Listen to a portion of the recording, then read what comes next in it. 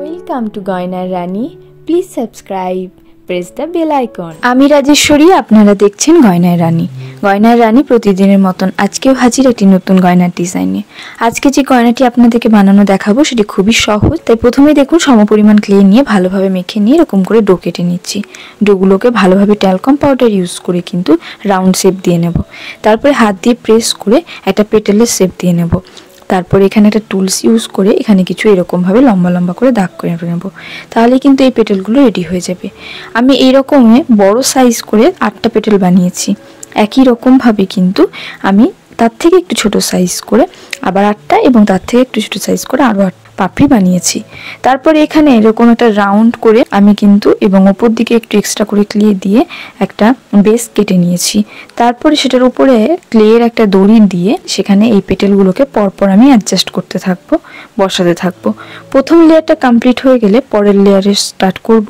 পরের লেয়ারটারে যখন আপনি পাপড়িগুলোকে বসাবেন, একটা জিনিস মাথায় রাখবেন, পাপড়িগুলোকে আরেকটু ওপর দিক থেকে বসাবেন, তাহলে জিনিসটা আরেকটু ভালো লাগবে। এখানে আমার একটু মিস্টেক হয়ে গিয়েছে। তারপরে একই রকমভাবে কিন্তু যে সব থেকে ছোটো প্যাটেলগুলো ছিল সেগুলোকে বসিয়ে দেবো। তাহলে পারে কিন্তু এই প্যাটেল বসানোর কাজটা কমপ্লিট। তারপরে সেগুলোকে ভালোভাবে অ্যাডজাস্ট করে নেব এবং একটা রাউন্ড শেপের ক্লে নিয়ে আমি সেটাকে ভালোভাবে মাঝখানে বসিয়ে দেবো।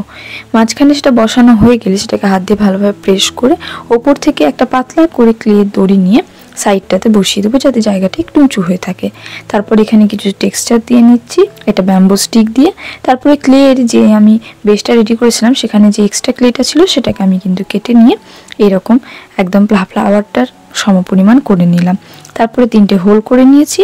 ব্যাস রেডি হয়ে গেল আমাদের সুন্দর পেন্ডেন্টটি। সেম মোটিভে কিন্তু আমি ইয়াররিংটা বানিয়ে নিয়েছি। এরপর এটাকে কালার করার পালা। আজকে কিন্তু আপনাদেরকে আমি কালার করানোটা দেখাচ্ছি না, কারণ এরকম কাজ আমি এর আগেও অনেকবার করে দেখিয়েছি, তাই জন্য আর দেখাচ্ছি না। কালারটা খুবই সহজ পদ্ধতিতে করা। আর প্রথমে আপনারা দেখতে পাচ্ছেন আমি অনেকগুলো কালার এখানে ইউজ করেছি এবং খুব কমন কালারগুলো ইউজ করেছি। একটা জিনিস মাথায় রাখবেন, কালারটা করার সময় ভালোভাবে প্রত্যেকটা কালারকে কিন্তু একটার সাথে ব্লেন্ড করতে হবে, তাহলে জিনিসটা হয়ে যাবে। তারপরে কালারটা ড্রাই হয়ে যাওয়ার পরে গোল্ডের যে পার্ল কালারটা হয় সেটা দিয়ে হাইলাইট করে নেবো, তাহলে কিন্তু জিনিসটা কমপ্লিট হয়ে যাবে। তারপরে ভার্নিশ অ্যাপ্লাই করে নিয়েছি। এরপরে আমি এখানে এটাকে গাঁথবো। তার জন্য প্রথমে কটন বিডস নিয়ে নিচ্ছি এবং একটা ওয়্যার এবং এখানে লক বিডস নিয়ে নিচ্ছি। প্রথমে লক বিডসের ভেতরে ওয়্যারটাকে দিয়ে নিয়ে জুয়েলারির মধ্যে দিয়ে সেটাকে প্লাস দিয়ে ভালোভাবে টাইট করে নেব। তারপর এখানে পার্ল বিডস নিয়ে সেটাকে দিয়ে তারপরে কটন বিডসগুলো এরকমভাবে পরপর ঢোকাতে থাকবো। মাঝে একটা করে পার্ল বিডস দেবো। এরকমভাবে প্রত্যেকটা আমি কিন্তু কটন বিডসগুলো, এখানে আমি অনেকগুলো কালার ইউজ করেছি, আপনারা আপনাদের ইচ্ছে মতন কালার ইউজ করতে পারেন। এরপরে আমি এখানে একটা অক্সিডাইজ চাম্পস ইউজ করি কিন্তু সেখানেও লক বিডস দিয়ে অ্যাটাচ করে আমি কিন্তু সেটাকে ভালোভাবে টাইট করে নিলাম।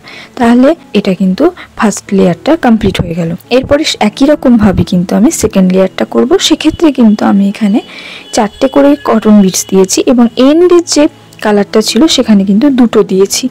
একই রকমভাবে থার্ড লাইনটা করার ক্ষেত্রেও কিন্তু আমি 5টা করে কটন বিডস দিয়েছি এবং এন্ডে কিন্তু একটা কটন বিডস দিয়েছি। একই রকমভাবে অপোজিট সাইডটা করে নিলাম। এরপরে একটা টার্সেল দিয়ে কটন বিডস দিয়ে সেটাকে একটা লাইলন তারের মাধ্যমে সেটাকে ভালোভাবে গেঁথে নিলাম। ব্যাস রেডি হয়ে গেল আমাদের আজকের এই সুন্দর গয়নাটি।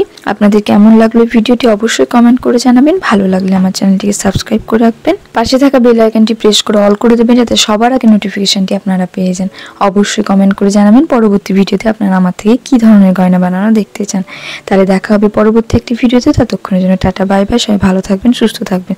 সকলকে জানাই শারদীয়ার প্রীতি এবং শুভেচ্ছা। বড়দের জানাই প্রণাম। সবাই পুজো কেমন কাটলো সেটা অবশ্যই কমেন্ট করে জানাবেন। ফাইনাল লুকটি কেমন ছিল দেখে নিন।